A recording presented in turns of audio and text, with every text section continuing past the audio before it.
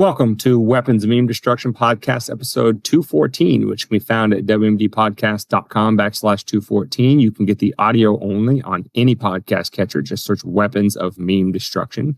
And you can get the video on YouTube, Rumble, Odyssey, and X. David, as the memes will know from episode, 212, I think we warned them about, me being out of pocket, little delay in recording. Hopefully the world didn't fall apart in that period of time. Unfortunately, for too many people here stateside, the world has fallen apart. And so we're here to talk about that today. We're here to talk about the impacts of Hurricane Helene on the eastern portion of the United States. But we're also here, as one does on Weapons of Meme Destruction, to talk about the government response to it. And you'll never guess, to our foreign listeners, fellow sane spacers, the U.S. government, despite being the most heavily funded, well-equipped, and just most powerful entity that has ever existed in the history of mankind, cannot even serve or perform the basic functions of government, which is to provide security for its people, help them pick up the pieces when bad things happen, et cetera, et cetera. You won't be shocked to learn that the U.S. government is woefully unprepared for such events. It would almost seem like the intended purpose of the government is no longer their modus operandi. It's almost like they're into other things. They're not so into protecting the citizens anymore, unfortunately.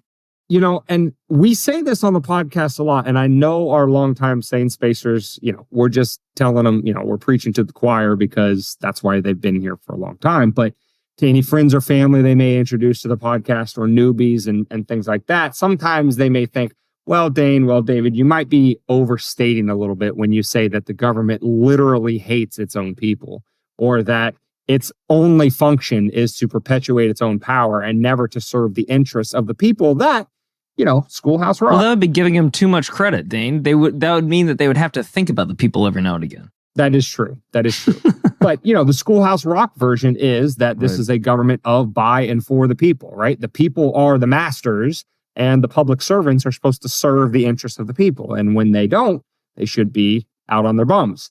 Well, I know everybody thinks that David and I are just too anti-government, we're too cynical, we're too this, we're too that. But, just give it 5 minutes. Something bad will happen, and they will show you their hands again and again. As the old saying goes, judge the tree by its fruits. Well, like I've been saying all week to anybody that this conversation kind of came up about, it's like, it's kind of convenient to be in our stead right now, as inconvenient as it is for everybody in the country. They're making our job pretty easy to point out their fuck ups because they're doing it on such a large scale that we don't need to know, like, this bill passed, but there was also this literature that was in there that's going to, help out this whatever entity that paid for this particular politician to be sitting in that seat. They're just coming straight out and just not giving a goddamn about any of us and letting people, and we'll direct you back to not so historical events, only a couple of years past at the end of this episode. Obviously, you're probably already thinking about it now if you're a longtime listener. But they just don't seem to give a shit about us. They'll send many billions of dollars overseas and in humanitarian aid. But when it comes to our own humanitarian aid, they fall woefully short too often and too predictably. Yeah. And so how this episode is going to progress is kind of in 3 stages. It's, here's the current lay of the land. And if this is as bad as it was, we could still probably manage. But the government just somehow finds a way to make even the worst case scenario worser. I know that's not a word, but it definitely is now. It is for this episode. Everything is worser. And so how this is going to go is we'll talk first about general government waste, fraud, and abuse, just incompetent mismanagement of funds. And then we'll get into a little bit more specific about the specific government agencies. And again, our U.S. listeners have at least heard of some of these names. They may remember back to 2005 if they had never heard of this agency before, FEMA. FEMA caught a lot of flack for its response to Hurricane Katrina, justifiably so, because they botched that one as well. Is that the George Bush hates black people? Yes. Yeah. Yes, it was exactly that one. Yeezy. Out here slaying back then. You know, and the funny thing about sorry, David's sidetracking me, but I can't let that go uncommented on. The funny thing about that is, you know, Yeezy caught some flack for that. And it is what it is. I think, you know, George Bush hates all Americans, not just Black Americans. But my only critique to Yeezy in that is he was too narrow. It's not just that George Bush individually doesn't care about what happens to Americans. It is the entire apparatus. That is a feature of the system. It's not a bug, for the reasons David and I have, you know, pounded into the sand relentlessly over the course of 213, now 214 episodes, is that it is not only controlled chaos, it is created intentionally chaos. The purpose of the chaos created by the government, and if the chaos is a product of natural disasters such as Hurricane Helene, it is creating further chaos in that response.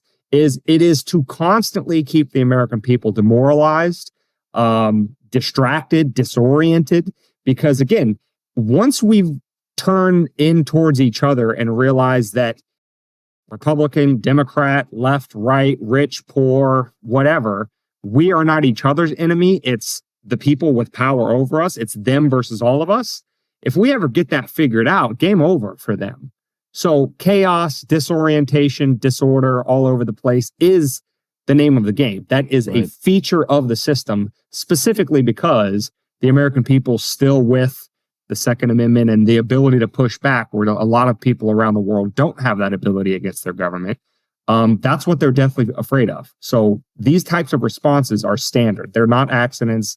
It's not fall through the crack, mismanagement. It is intentional in a very real sense. Well, and then just taking stock moment. If at any moment during this crisis you stop to think anything about global warming, anything about political, anything about Donald Trump did this, or at least Kamala Harris is still on the campaign. If you stop to think about any of that, you missed the point completely. And I've brought this up a couple of times on the podcast, I think. But if you just took stock of where we are as a country right now, imagine viewing America through the eyes of the Russian country, Putin. He'd be happy because we're all infighting. None of us agree. Our whole, belief in this country or democracy is crumbling. If you're a member of the CCP, you're popping bottles over there because we're all infighting and we're all saying we can't even get through a conversation that we need to help these people out without somehow introducing that I'm a bad person because I'm going to vote for Trump, or you're a bad person because you're going to vote for Kamala Harris. Again, put the shit aside. That doesn't matter. Help these people out. And like you said, Dane, it's not a bug. It's a feature. There's actual evidence that they're not just not helping, but getting in the way of helping out. So again, we as the American people are not the enemy.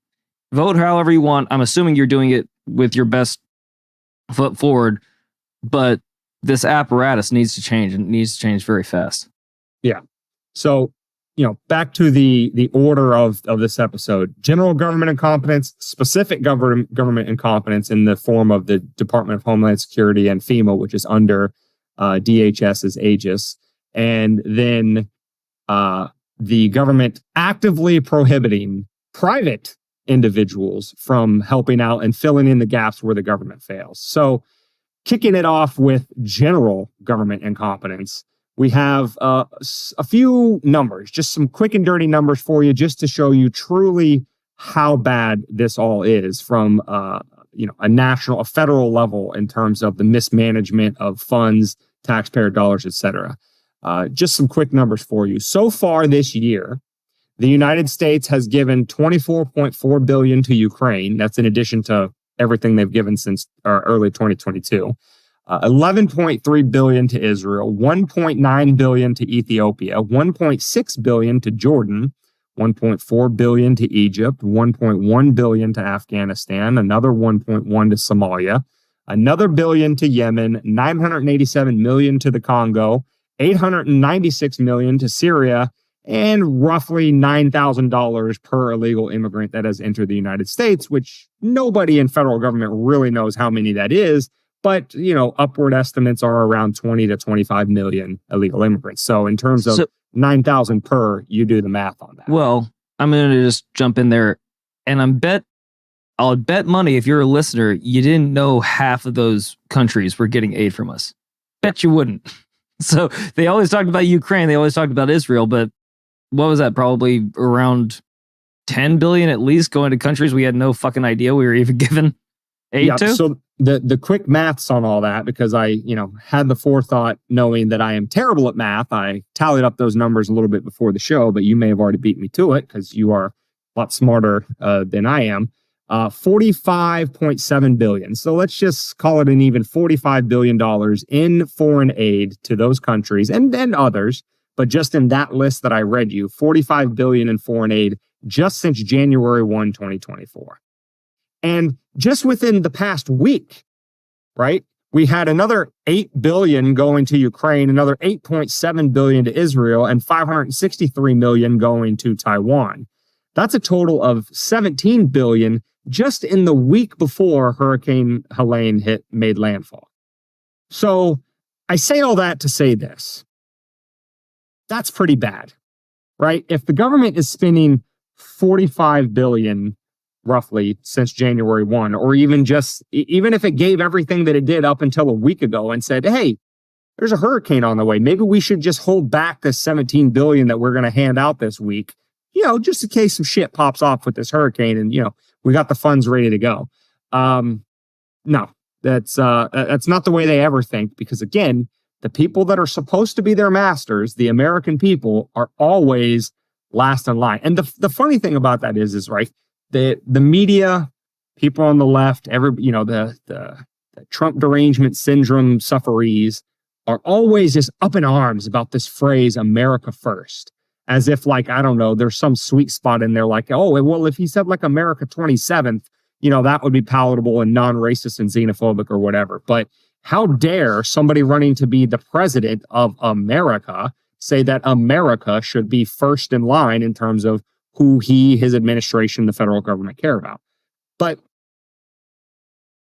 these policies that we just laid out for you, this misappropriation of funding, I mean, what can you call it other than an America last agenda? Everybody is in line, right? If you go through bankruptcy and they have to pay the creditors, right? They have a priority of creditors. Like this creditor gets paid off first from whatever we can, liquidate your assets for, then this one. If the United States were going through bankruptcy, the very last person on the line item to get paid out if they had to, liquidate everything would be the American people. Again, the people that are supposed to be running this whole show, to the extent we have any sort of representative democracy where the interests of the people, are represented in the decisions of their policymakers. So, that's my soapbox moment on that. It's just the fact that they lose their minds and call an America first, agenda, racist, xenophobic, whatever they want to call it. But then they act like this. They're really, telling you exactly who they are. And when they do that, I think we should all listen to them. But again, if those were just humanitarian aid being sent to Ukraine and being sent to Israel, that would be one thing. But it's not. They're sending them money so that those countries can turn around and buy our weapons from our country. That's... I don't know if you've watched any crime scene or any crime movies over the past however long, The Godfather, so on and so speak. But in any other language, that would be considered, and we said it before and we'll say it again, it's money laundering. It's basically we're giving you taxpayer money so you can turn around and buy from these companies that may or may not have a vested interest in whether or not I'm sitting in the seat or not. Donate to the campaigns of the politicians that authorized sending it over there in the first place. Yes. Right. Yes. So again, they are and that's why they call this motley crew up there on Capitol Hill a death cult. Like they're more interested in human death, which leads to their profit, than they are actually saving lives. And don't let them tell you any different, because right here, right now, you're telling me they sent that check out and they're not like, I shit, they already cashed it. I can't do anything about that. Gosh darn it. I can't pull from this fund or this fund to get some extra money for the. But again, if they could, there's always a will, there's always a way. I'm sure that was a record amount of taxes were paid last year, the highest that have ever been. And they every year it has gone up since 2009. And they somehow still can't find money for tragedies like this. I'm sorry, if I overspend on luxury items and then all of a sudden I can't afford food, does the bank go, "Oh, it's okay. We'll just give you some money and you'll live and we don't expect anything back," right? That's how it works for us. Yeah, because food is a human right. Remember, David? Yeah, of course. Of course. So again, if you keep trusting these people to run this country appropriately, you're going to have a bad time. You're going to have a bad time. If you pizza when you French fry, you're going to have a bad time. That's all I'm saying. So let's steel man their side a little bit. Sure. Right? It's one of my favorite things to do because yeah, exactly. They're going to need some help. And let's say, okay, Dane and David, you guys are just being ridiculous because don't you know that all this foreign aid is actually in America's interest because it's what strengthens the alliances. It's what keeps Americans safe around the world. It maintains U.S. hegemony, which for better or worse, you being in the most powerful country in the world does have some material benefit to you, your standard of living, all that kind of stuff. Okay. Let's say all of that money to all of those other countries before disaster victims in the very country the money came from is an important thing, and we can't cut those line items from the budget. Okay, I hear you out. Let's talk about just a couple points, and because I think just a couple points is kind of illustrative of all the waste government-wide. Let's talk about some waste on the domestic side. So just during the Biden-Harris administration, I want to talk about two specific appropriations that were made for very specific ends that were supposed to come out of those means. One is there were $7.5 billion was appropriated to establish EV, electric vehicle, charging stations around the United States, right? Because we want to go green, we want to tackle climate change, we want EV charging stations all over the country to incentivize people to buy Teslas and Stellantises, et cetera, et cetera. Because of global warming, right, Dane? Exactly. Because we got to get rid of global warming. So because this is one of the cardinal concerns of the cathedral, so to speak, is tackling global warming, you would think that the money spent for those particular purposes would be spent wisely, efficiently, judiciously, and we would get the ends from those means post haste. And you did. Congratulations. They did it. This is the one time that we're going to suck the government's dick and say they did absolutely everything right. Right, Dane? They didn't not accomplish nothing. Try untangling that sentence. Okay, so I'm expecting like they got some things done, right? So what did they get done, Dane? They did get some things done. So for your $7.5 billion, I'm talking to the American taxpayers on this one, in 2.5 years since those funds were appropriated, we have a grand total of, anybody want to place any bets? 7 charging stations. 500,000. 7. Remember when we were in grade school and we had multiple choice tests? It was like the answer is always 7. In this case, it actually was. Wow.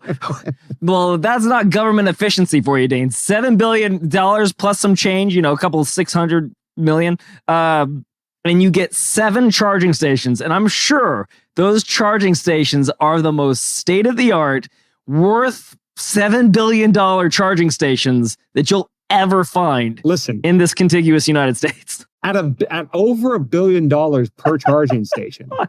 Okay? God Let me damn. just tell you.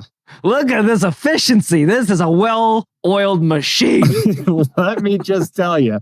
Do not, and I repeat, do not piss on the charging station or you will get one hell of a volt. One hell of a charge up your spine, because at $1 billion a charging station, there's a lot of current flowing through that bad boy. And when you hook up your car, it's like insta charge, 0 to full in no time. I'm sure it's it's perfect. If you leave it in too long, it might light on fire. Beautiful so watch 7 out. charging stations. Right. Look at these glorious 7 charging stations. So now I know you guys like, you guys, you're mocking. How is this really steel manning? Again, it's because I'm giving you the 45+ billion for foreign aid. I'm saying that's all justified. I'm not trying to take that away at all. Okay.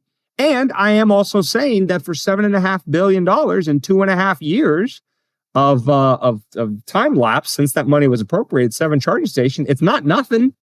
So let's move on to our second five, point. Dane. It's better than 5. It's a hell of a lot better than 0. And I regret to inform you, dear Sane Spacer, it gets worse because almost exactly 6 times the amount, $42.5 billion was appropriated to connect rural people, people not in cities, people way off the grid or, kind of way out of the way. You get that, listen, coming from the sticks in Kansas, Dave and I can be the first to tell you our internet speeds were not the best growing up. So $42.5 billion, the federal government says we are going to connect every single house in this country. All 350 some odd million Americans are going to have high-speed internet, and it's going to be the greatest thing ever, and you're going to love it. So $42.5 billion appropriated for rural internet access. That was Perfect. 3+ years ago. So almost at the beginning of the Biden-Harris administration. And David, how many homes you think they got connected with that $42.5 billion? Well, you already kind of buried the lead here. You said it got worse. I'm going to go ahead with 2 homes. It's something lower than 7. It's something lower than 7. So 2 homes have that quintessential high-speed internet out in the boondocks, right? If only. Chauncey. Oh, fuck. As we sit here 3+ years later, not a single home has been connected. So, dear... I'm sure plenty of people got money to connect the homes, though. I'm sure a lot of people saw that money. Yeah. It just hasn't got to where... It's gonna get there. It's trickle-down economics, Dane. We'll explain that to you later, okay? It's gonna get there eventually. I'm glad you bring that up because that's actually quite hilarious how often these lefty meme page, repeat offenders we have on all the time, the other 98% are always mocking, trickle down economics. It's such a farce. It's this, that, it's whatever.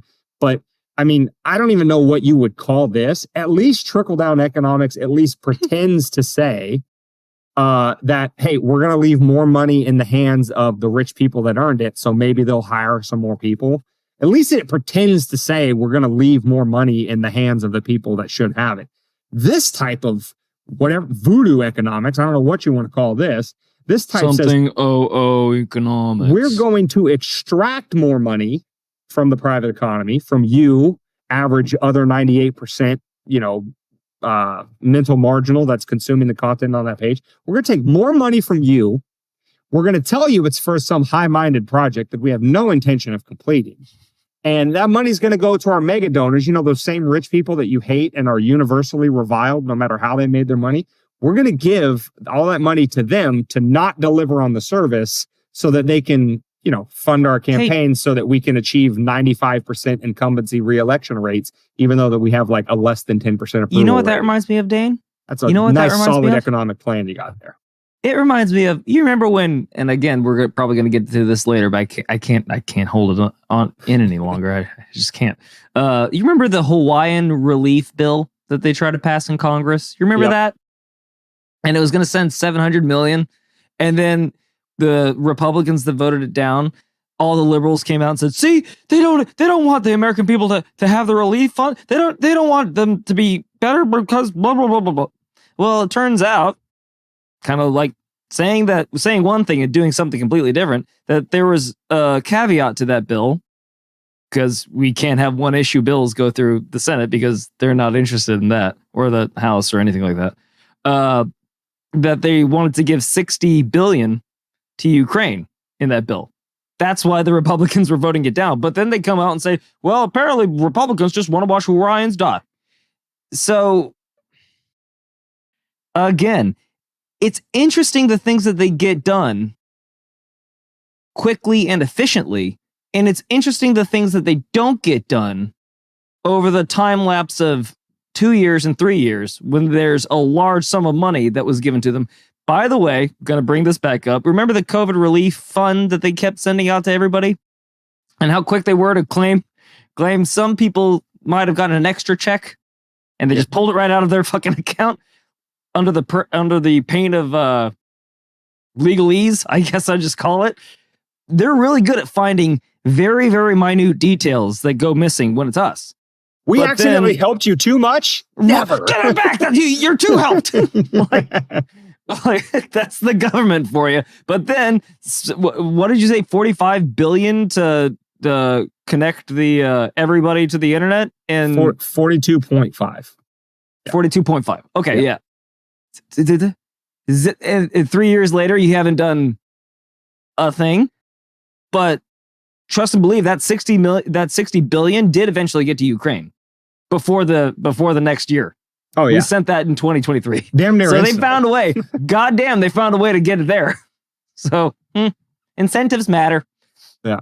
So listen, folks, even if you want to say, well, you dummies just don't understand the intricacies of foreign policy and maintaining alliances and how foreign aid contributes to that and all of that kind of stuff, these two programs alone are more than what we were complaining about the foreign aid of just this year in the, whatever 10 months that it's been so far this year. And this is just the tip of the iceberg. There's Rand Paul comes out with his Festivus report every year around Christmas time, detailing all the different expenditures by the government under different programs for different functions and stuff like that. And he always, lays out the most outlandish things they spend money on. Like, I don't know, it was like several $100 million they spent on studying how quail have sex while high on cocaine. If you don't That believe sounds me, fun. How do I apply for that job? Like, why am I doing this? I want to watch quail fuck. if you don't believe me, I'm not into that kind of thing, but it's. Don't put David, my you foot in my said mouth you there, said damn it. too many words. Take it back. I take it back. You should have stopped the syllable beforehand. Yeah. The old so- sentence got me. So listen, we're just kind of using the big ticket items, because if we sat here and just went down the list and detailed all the waste, fraud, and abuse, this would be a 24/7 podcast, and we're going to need a lot more people donate to us who have a Remember day that job to be able to do that. 26.8 billion that went to that orange grove in Ohio, Dane? Yeah. During the COVID relief fund. All those Remember oranges up in Ohio. All those oranges that come out of Ohio every year. So The Sunshine State. So that's step one. That's step one, folks. Step one is just generalized government waste, fraud, and abuse. And if to steel man even further, if the government wasted all that money on foreign aid and we didn't object, and it wasted all that money on just those two appropriations, forgetting all of the others, if the government wasted all of that money and we didn't object, we could say, you know what, but still, the government has an agency specifically set up to help with situations like this. It has the Department of Homeland Security, and under DHS, it has the Federal Emergency Management Agency, also known as FEMA, which is supposed to step in when the American people are really hit hard by an unforeseen event like a natural disaster, and they're supposed to help pick up the pieces, get people back on their feet, et cetera, et cetera. And that's exactly what happened here. That is exactly what did not happen, because the generalized waste, fraud, and abuse aside, this story has shed quite the light on the specific waste, fraud, and abuse within these types of agencies. So despite the fact that Karine Jean-Pierre, I always have to say the name like that, the White House press secretary has said, quote, that it is categorically false that FEMA uses its funding to resettle illegal aliens. FEMA, she might wanted to have checked FEMA's website before she made that claim, because I don't think FEMA's website actually brags about in fiscal year 2024 means setting aside $300 million specifically for that purpose. David, yeah. what were you going to say? I was just going to say, I don't think she knows what categorically means. And I'm pretty sure she doesn't know what false means at this point either. No, she doesn't know what most things mean.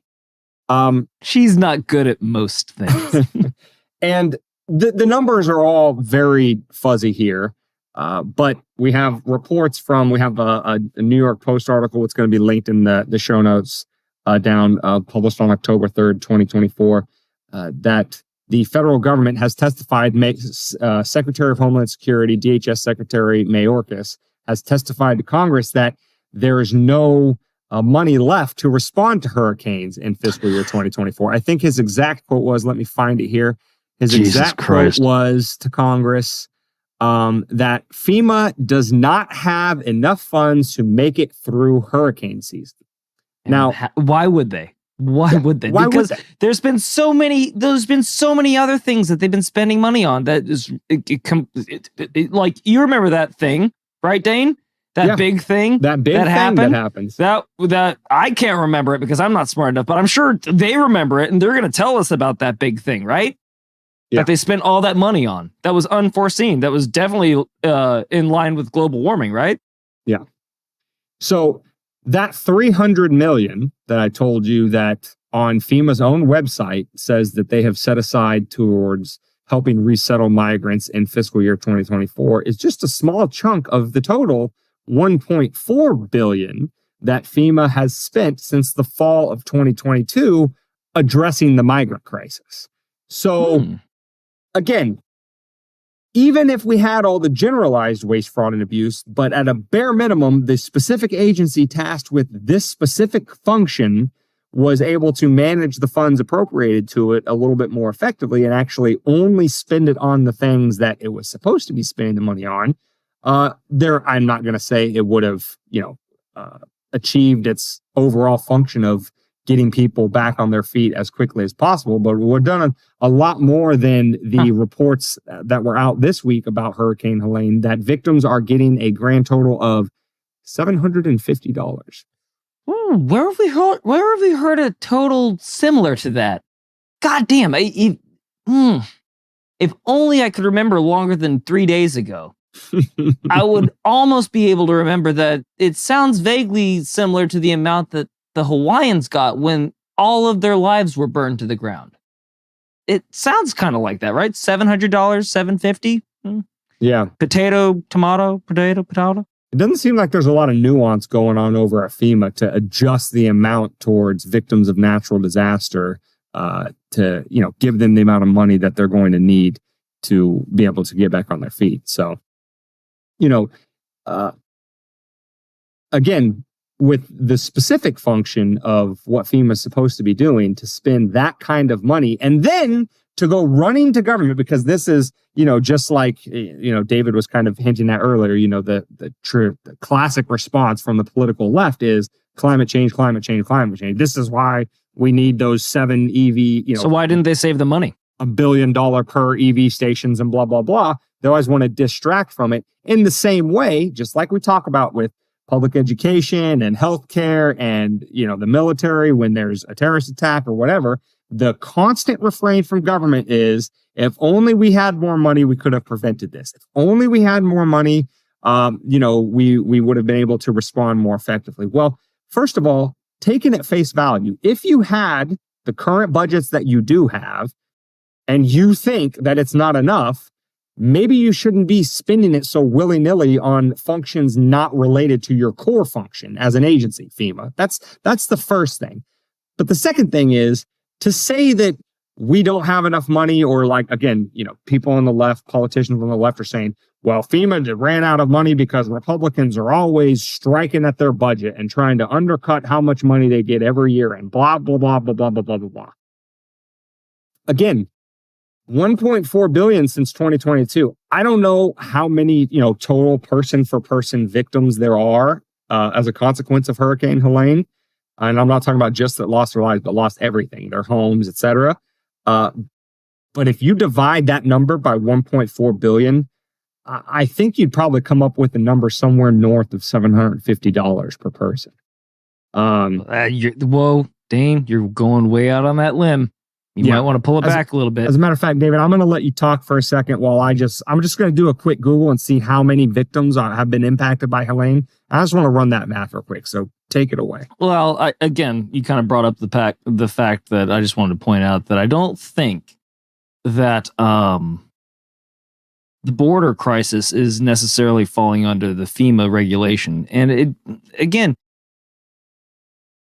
just kind of spitballing here. It's odd how often misappropriation of funds are found in and around the government at any given time. And I'd be less willing to go after them as much as if they got something right every now and again. Again, I'm going to bring this up because I'm filibustering right now, and Dane's doing math, so it's going to take a little bit longer than, initially anticipated. But I'm just going to bring up a topic that they've had more than 2 years to fix, which is Flint, Michigan. You don't ever hear about it anymore. Again, East Palestine, you heard about it for a week. You don't hear about it anymore. Hawaii, heard about it for a week. You don't hear about it anymore. It's almost as if they don't want you focusing on how much they don't care about you. And they're very quick to move on from any given faux pas like this that really fuck over the American people. And like I said at the beginning of this podcast, it's getting more and more egregious to where you don't even have to know policies anymore. You can just go, they didn't help them. They helped them, which then made these people rich, but they didn't help citizens that vote in this country for them. Period. So, yeah. Dane, I can hear your mic again, so I'm assuming that you're done crunching the numbers over there. So why don't you go hit me with the mad notes?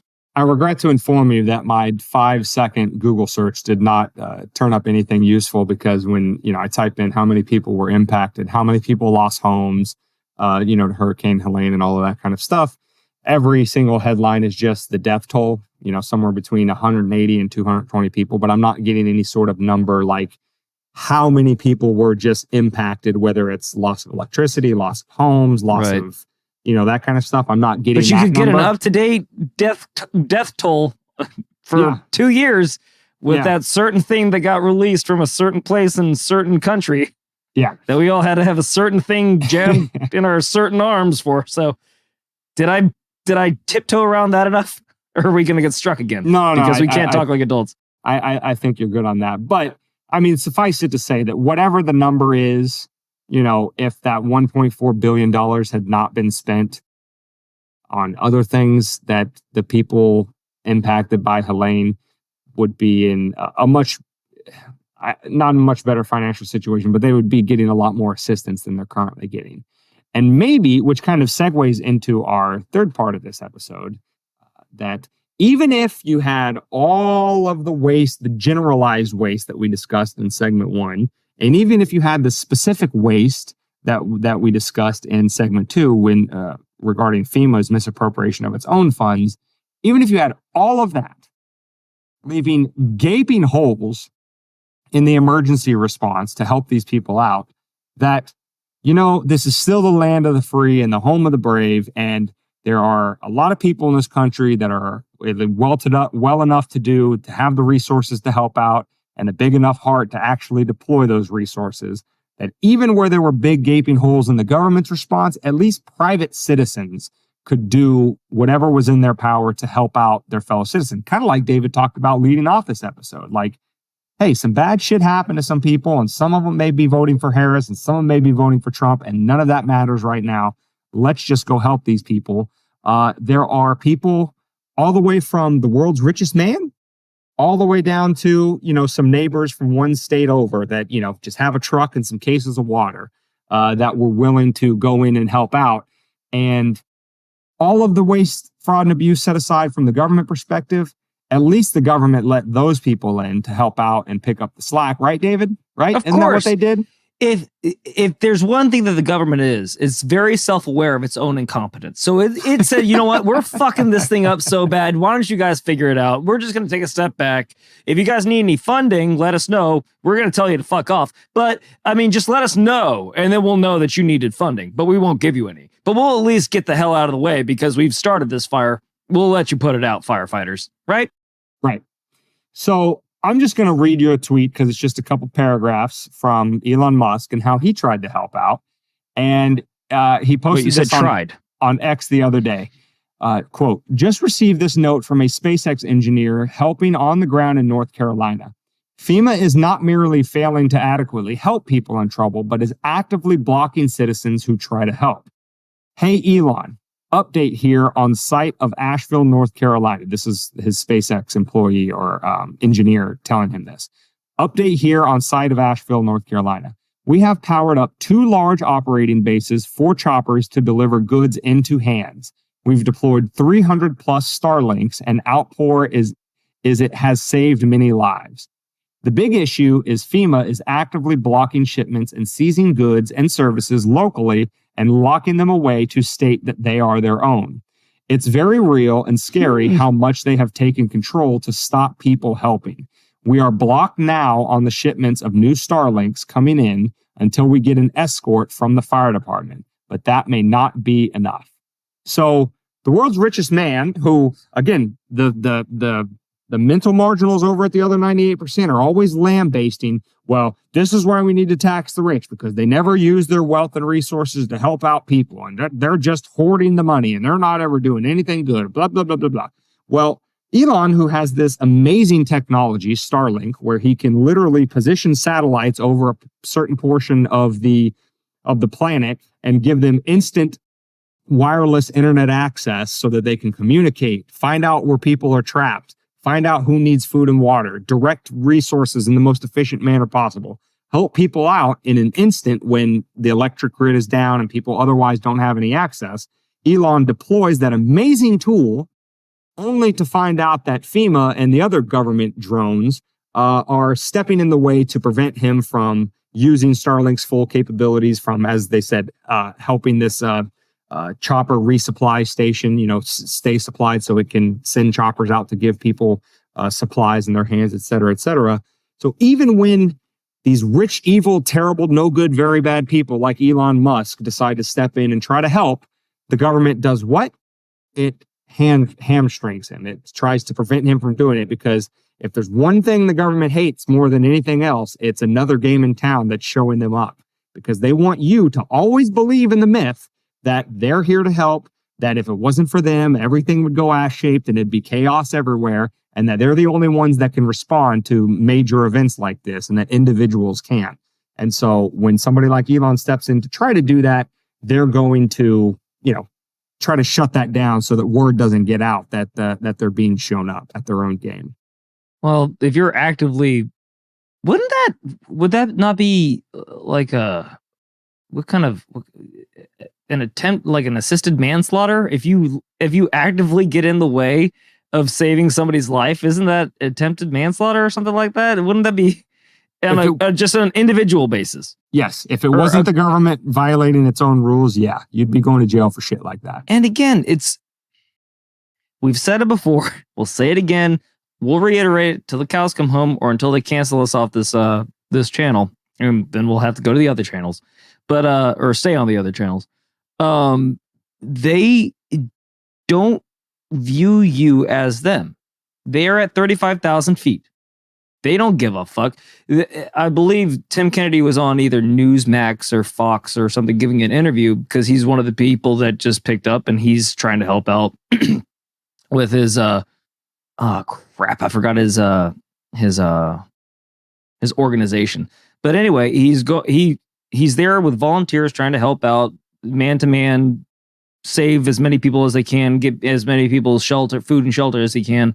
And I believe he gave an anecdotal evidence of he actually did have choppers that had to be grounded just so Joe Biden could fly in to North Carolina. So like Joe Biden, just his presence alone has impeded the progress of saving lives there. And if that's not indicative of what people up on Capitol Hill are. They're all about pomp. They're all about presentation. And there's nothing behind them but just callousness towards their fellow man. Like, what's going on here? Like, how the fuck can we even be having this conversation right now? Like, actively fighting against people coming to help to save lives, and then getting in the way, and like, I just throw my hands in the air. I don't know where to go from here. As a country, you'd like to think that you can even walk over the fence and help your neighbor out, but even then, it's becoming political fodder just to do that. It's very discouraging. Is all I'm saying. Yeah. And then, as I was saying, I don't know if you were listening while you were doing your Google search, but and I'll bring it back to this again. It took them about a week, maybe 2 weeks news cycle to stop covering East Palestine. It took about a week to 2 week news cycle to drop covering Hawaii. What's the over-under that it takes a week to 2 weeks to stop covering the Helene disaster? Well, I bet even less than that because I forget the naming of the hurricane. I think we're on M, and I think the name they chose is Milton. But there's a hurricane forming over directly west of Tampa Bay right now in the Gulf of Mexico that is scheduled to make landfall on the western coast of Florida, right around Tampa Bay, on this coming Wednesday. So when this episode comes out, it'll be, 2 days from this episode. Milton, if I got the name wrong, I read the headline really quick. But that hurricane is scheduled to hit, Kirk. and it's supposed to be a Category 4 at landfall. So to answer your question, David, I bet less than 2 weeks because there's going to be a new disaster. On to the next disaster. Right. And a new thing for them to botch, screw up. And then, when private citizens try to step in and fill in the gaps to also prevent them from doing it as well. So do you think the left is going to come out and say that the Biden and Harris are giving aid to this state because they didn't vote for them? Because that's what they said about Trump and his aid during the COVIDity times, that he wasn't giving aid to the states that didn't vote for him. So I wonder if they're going to call that administration out for that as well. Well, I can tell you this, that of the 6 states impacted by Helene, Florida, Georgia, South Carolina, North Carolina, Tennessee, and Virginia, North Carolina and Virginia are the 2 most purple, for lack of a better term, states in that bunch. Those other ones are pretty solidly red, at least from the presidential standpoint, and they're probably going to go for Trump. But North Carolina and Virginia have historically been in play, especially in recent years. I would be very surprised if after this response that those states go anything other than red in this upcoming election, because all of the noise, all of the distraction, all the red herring bullshit headlines about climate change really kind of fall by the wayside when you lose your home or your friend or family loses their home, God forbid their life. And the response is not only, for lack of a better term, non-response, but actively working against you by preventing other people. And this isn't Elon Musk and Tim Kennedy alone. There are, if you just look on X, search for, FEMA stopping supplies, or just, any sort of search term that you would normally put into Google, because Google's useless. All you're going to get is, either fact checks that that's not actually happening or whatever. But if you want to hear from people that are on the ground, that aren't the world's richest man or, Tim Kennedy, very wealthy and well off to do himself, but just average individual people with a truck and some cases of water being told that they're being turned around, they're being prevented, they're being stopped, their resources are being confiscated by FEMA before they can get into the hands of the people impacted, et cetera, et cetera. There are hundreds, if not thousands, of people reporting this on still free platforms like X that you're not going to hear by Rachel Maddow or Joy Reid. So, it's anybody. It's anybody that's stepping in and is trying to help. It's anybody that has the resources and the wherewithal to get up there and help is being prevented. And again, even if government wasted all of the money and resources that they did on everything we talked about at the beginning of this episode and just simply left individuals to step in and fill in the gaps, we would still be in a much better situation than we are today. But they cannot be shown up because that really strikes at the root of everything government stands for. It shows we don't need them. Yes, that's the most important thing. That's what they're most afraid of, for sure. Well, I have one olive branch to give the government. If they truly do want to fight that, then they should stop fucking up everything that they ever touch. Stop fucking up everything and start actually voting for human rights and decency and, the profits and margins and BlackRock and military industrial complex and Ukraine. They're still going to win that war, Dane.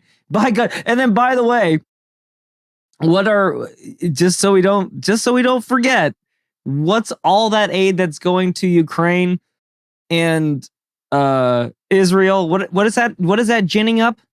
Is that it's a world war? Is this the first time? I think more love for the American public. I think that's what's happening. All those dollars are being, everybody loves us. When we go around the world and we have that American flag on, people are like, yeah, I like you. You're a good guy. Well, that's what it is, right, David? Isn't that what it's doing?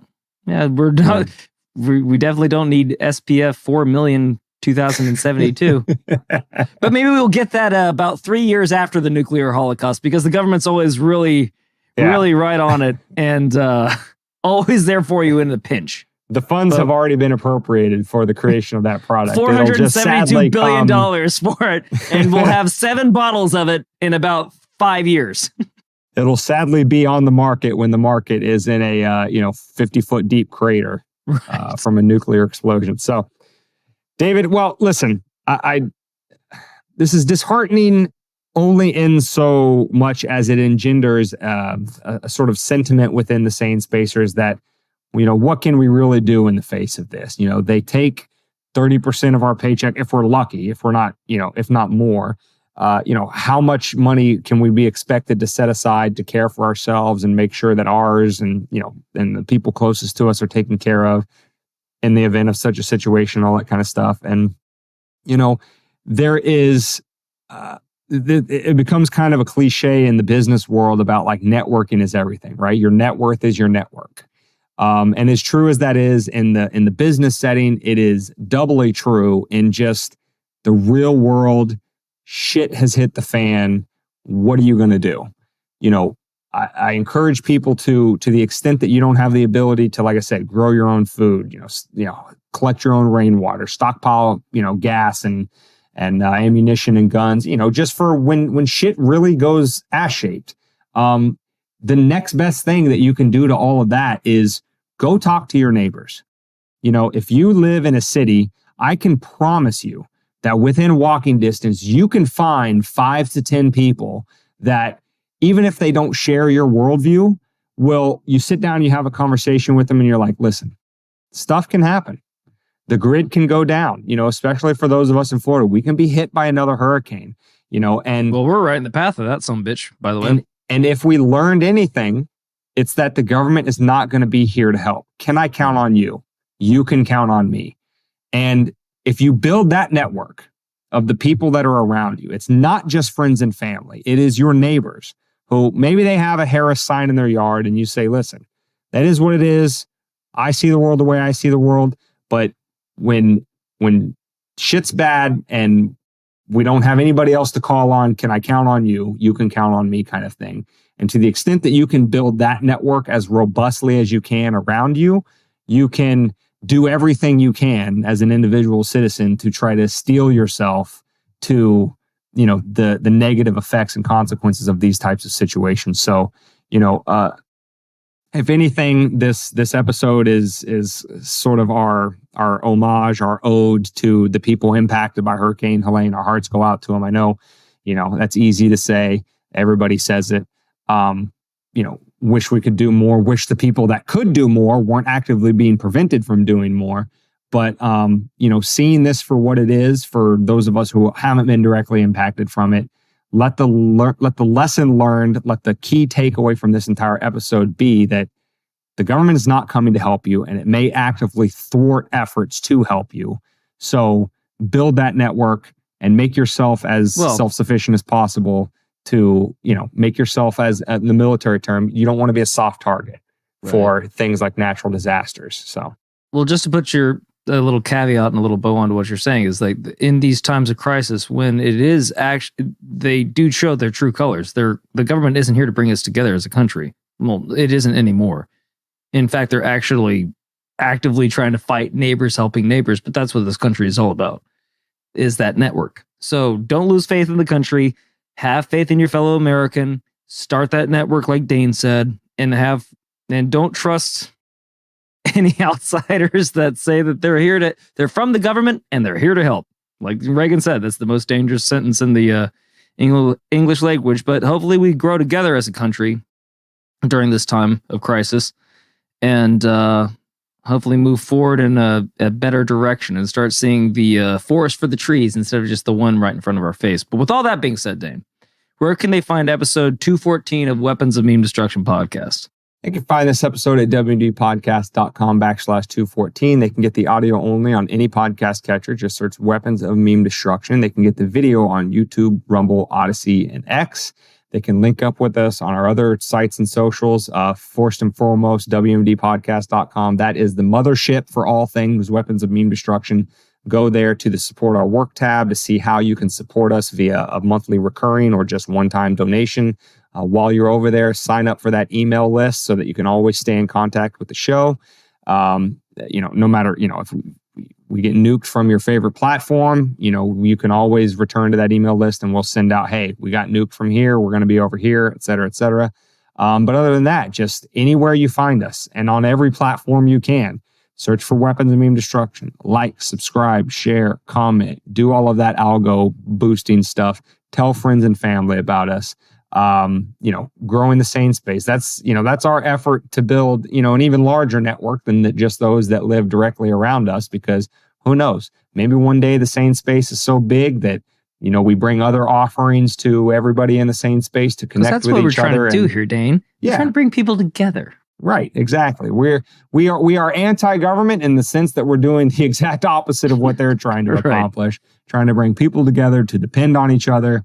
And hopefully create a better, freer world than we were left with by our ancestors. Predecessors, exactly.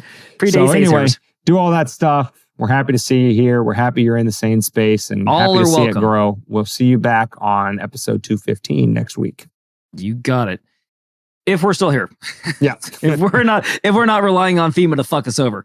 Anyway, all right. Until next week, guys, stay safe. But more importantly, stay free.